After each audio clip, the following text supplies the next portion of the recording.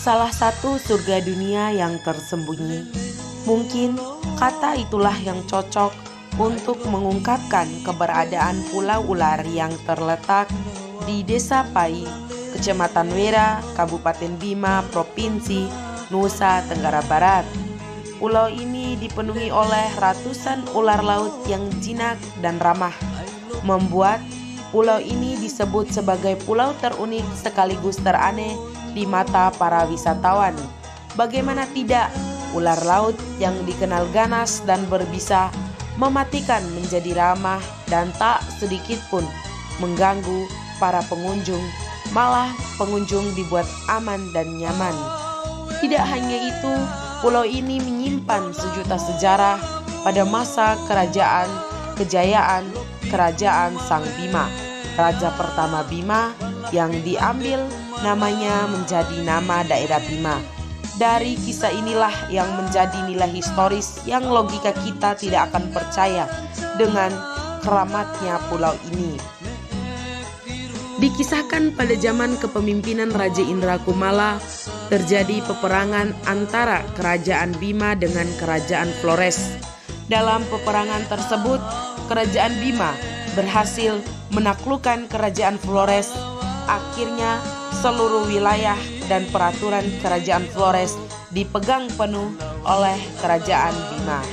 Setelah sekian lama tunduk dan patuh pada pemerintahan kerajaan Bima, kerajaan Flores membangun kembali kekuatan pasukannya dan berniat untuk membebaskan wilayah kerajaannya dari semua aturan kerajaan Bima. Guna untuk meluruskan niatnya tersebut, kerajaan Flores melakukan perjanjian atau kerjasama dengan pemerintahan Belanda dengan syarat kerajaan Flores harus membayar upeti kepada pemerintahan Belanda dan seluruh hasil sumber daya alam harus dijual kepada pedagang Belanda. Namun rencana pemberontakan dan perjanjian kerjasama antara kerajaan Flores dengan pemerintahan Belanda diketahui oleh kerajaan Bima melalui kabar dari mata-mata yang dikirim khusus oleh kerajaan Bima karena melihat kejanggalan aktivitas pemerintahan Belanda terjadi pada wilayah Flores. Mendengar berita yang disampaikan oleh mata-mata tersebut, Raja Bima Indra Kumala kemudian mempersiapkan pasukan perang guna untuk menghancurkan bibit-bibit pemberontak bersama antik-antiknya Belanda.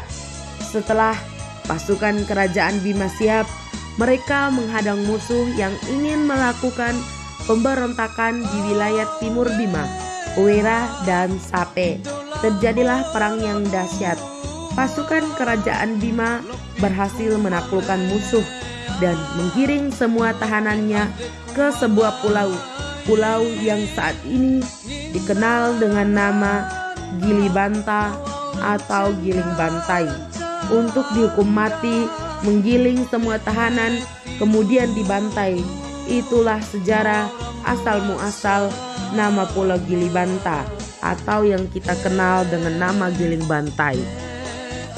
Sementara di suatu sisi lain, kapal yang memuat Raja Flores dan para petinggi pemerintahan Belanda ditawan dan ditahan oleh pasukan armada kerajaan Bima. Kemudian kerajaan Bima